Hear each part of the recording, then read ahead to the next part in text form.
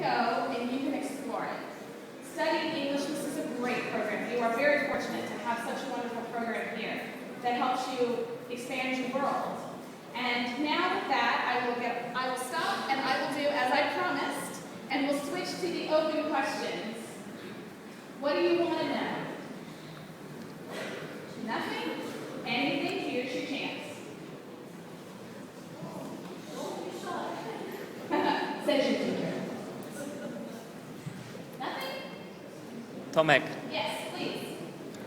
Do you know famous Polish politician Janusz Korwin-Mikke? Well, now here's the thing. If I said yes and he turns out he's a singer, then I look crazy, right? No, I just say no. I do not, and I'm very sorry that I don't. One of the things that I have learned since being here in Poland, and before I came when I spent 7 months learning Polish, is how little I knew and how incredibly unfortunate that is. In America, we tend to sometimes be a little self-absorbed. We know a lot about America.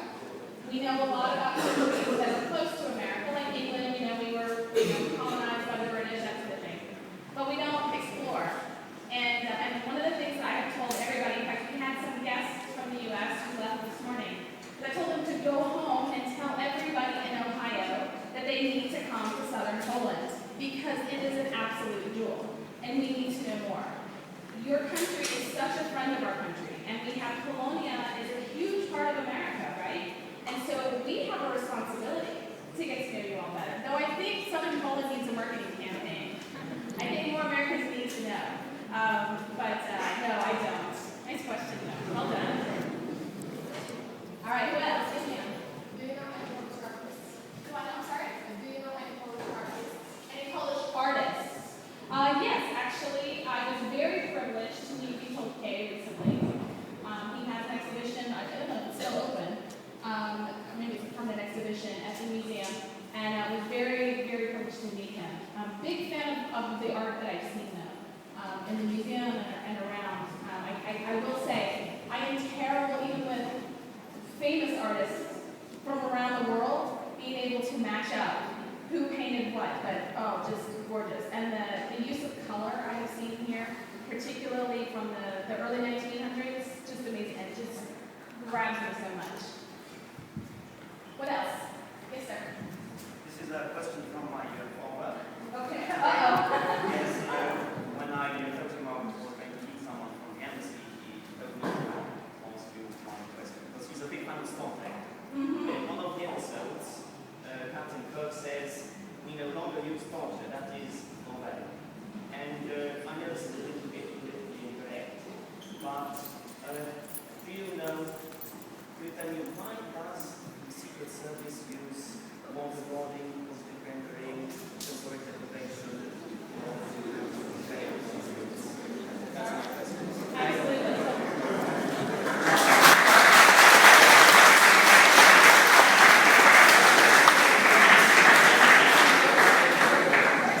Okay, so if you want me to answer, all right. So first of all, I would say, before I answer anything, I would say congratulations for having the courage to stand up and ask a question like that. That's really impressive. Well, and I will correct one thing. The Secret Service actually, the U.S. Secret Service actually protects the president. Like there's physical protection for him. So I don't think that's who you're asking about, but I kind of know where you're going with it. Okay, so I am what's referred to as an official American. I am here as a representative of the U.S. government. I do not pretend to be an expert on all of our policies, okay? But I can tell you what I, as an American citizen, American taxpayer, what I will tell you. There are and have been the uses of interrogation techniques throughout human history, right? We've all done, throughout any part of history, in any part of the world, we find it. I think in this day and age, we have an unprecedented, not just we as Americans, but the free societies of the world have an unprecedented threat against them. This is not one country that we can point to and say, this is our enemy who's trying to change our way of life. These are not people who, enemies who necessarily stick within the sort of bounds of accepted monarchy. They don't meet on the battlefield, that sort of thing. And when you have unprecedented risks and unprecedented threats, there are times when people like our president, like your president, have to make very difficult decisions on what they're going to authorize in order to find and mitigate, to lessen or hopefully remove threats against safety, security, and the welfare of their people. That's why we elect our officials, right? There are policies or methods that have been used or purportedly have been used that I, as a person, am not comfortable with, okay? But I also recognize that I, as a private American, I don't have access to all of the information. I don't see all of the story. And one of the hallmarks of the democratic system is that we trust that the leaders we choose are going to make well-informed, responsible, and at times incredibly difficult decisions that I am very glad that I don't have to make myself. That being said, the other side of democracy is that we hold them accountable. And so when our governments or the agencies that act on behalf of our government take actions that we don't agree with, that make us uncomfortable, or that we believe is wrong, we have a responsibility to say no. And how do we do that? The same way, I think the same way that you do it. We talk about it, but what's the absolute best way to do that? We vote. Now, the voting age in Poland is 18? 18? Yes. Yeah, like it is in the United States. When you are 18, are you going to vote? Are you going to vote in every election? Good. Please do. You have to. As I like to tell my daughters, if you don't vote, you don't get to complain. All right? So make sure that there's so much information out there. Make sure that you get all the information you can. Get the full story, and then exercise your right to vote. Every election, and to raise your voice and ask really brave questions.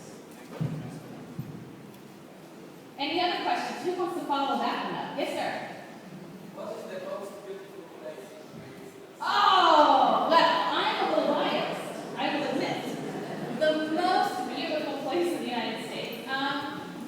Well, I can tell you what my favorite place in the United States is. But I will tell you that I think it really depends on the person. I would suspect that for people who are born in the United States, like for me, I lived my life overseas.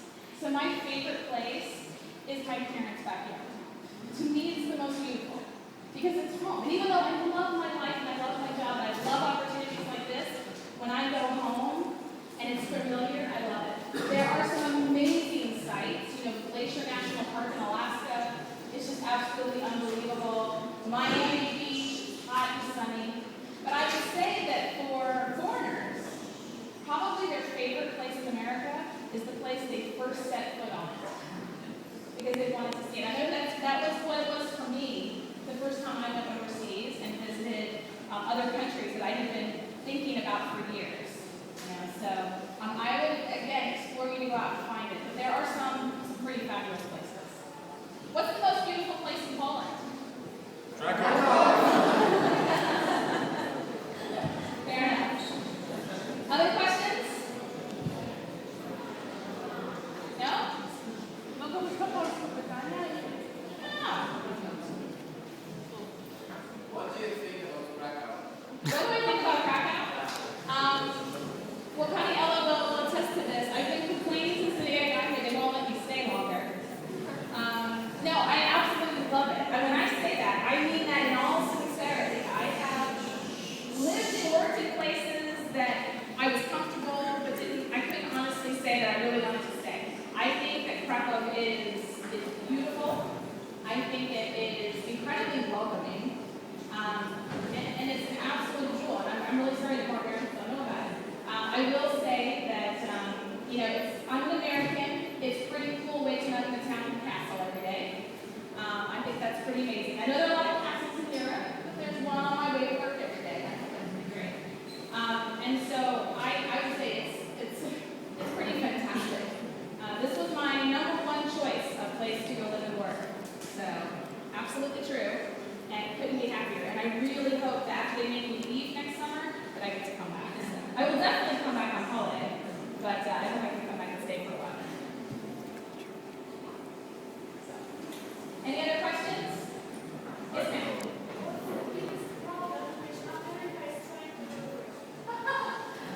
The fact that we have so many problems. The biggest problem. The question was, what is the biggest problem that America is having to deal with? And I answered it a little funny, you know, when I said that we have so many problems. I think that's absolutely the truth. You know, is that there's not one big issue that we're fighting or that we're dealing with. I think a lot of it is, for many years, America was the best thing going, right? We were it. And in the last 10 to 20 years, we have seen countries emerge that are just amazing. I mean, look what your government's done and your people have done here in Poland. You know, your economy and the growth and all the changes in the last 20 years, and the EU, and then all of this that we've seen in Asia. And, you know, there are Americans that maybe are having a hard time trying to figure out how we reinvent ourselves to be able to stay modern and current and not just sit around and think that, you know, everything's going to be great. It's a big country, 300 million people, very diverse, lots of issues. Sometimes we spend a lot of our time and a lot of our energy looking outside of the U.S. There are a lot of people who will tell you that we spend more time looking inside the U.S. We have a lot of young people. We deal with a lot of the same problems that you do here, a lot of the same issues, not problems, but issues. You know, how do we educate people? How do we have enough jobs? You know, what are people going to do? Are we going to have enough food? Do we need to, you know, what are we going to do about climate change? And just how do we play nicely with our other neighbors in the world? So lots of issues. So we try to take a little piece at a time. Okay, I think we're just about running out of time. If there's one last question, if not, yes, ma'am. Okay, so could you tell us something about American universities? Absolutely. I will try to keep that very brief. I'm a big fan of American universities. It's a very different system from what I've experienced here so far in Poland. And I think one of the biggest differences in American universities is, again, like I've been talking about, a lot of diversity. There are thousands of them in America. They come in all shapes, sizes. You have private schools, public schools, all female, all male, co-educational. You have giant schools with 40,000, 50,000 students, and you have smaller schools with 150, and everything in between. You have schools that focus on science and math, or schools that focus on medicine, or schools that focus on history and art. It's really, and you have schools that you don't even pay tuition. That's one big difference in America, is every school costs something, right? But there are schools where you can go and work at the school in exchange for free education. There's literally anything out there. And I encourage you, if you're ever considering studying in the United States, find some help. My colleagues at the American Information Resource Center, that's a big part of what they do, is help advise students who are thinking about studying, whether it's for 6 months or for 6 years at school in the United States. And help them, you got lots of choices, to find the one that's just right for you. And that's what I'm doing with my daughters, just trying to help them find the best school for them. So, I thank you again for your time, your attention. I hope you learned a little something. I appreciate very much your questions and the opportunity to be here today. So, thank you again. Thanks.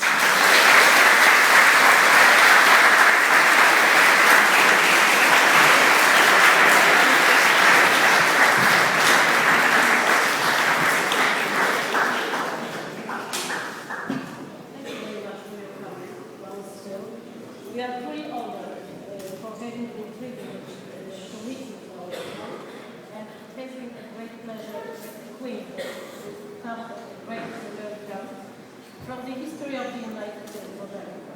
I hope the lecture encourages our students to develop knowledge and also to develop a partnership with our country.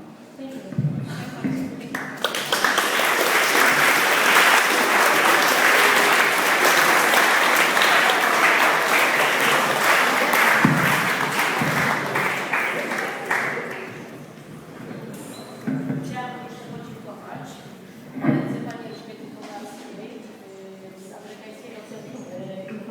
Za umożliwienie spotkania z Panią Konsul i za współpracę naszej szkoły, za umożliwienie lekcji i za wspaniałą współpracę. Dziękuję bardzo.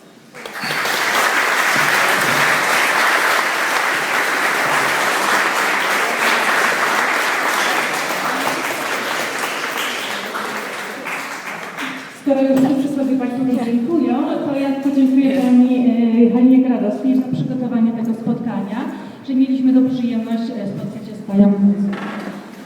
And once again,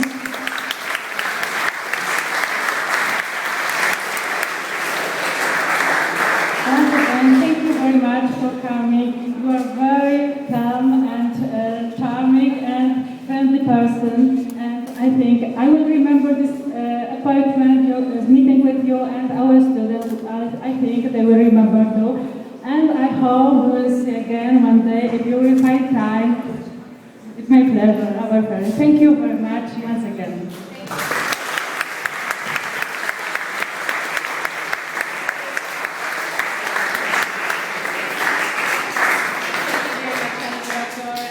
And all of the teachers and the students, thank you. It's been a great pleasure being here. We brought some books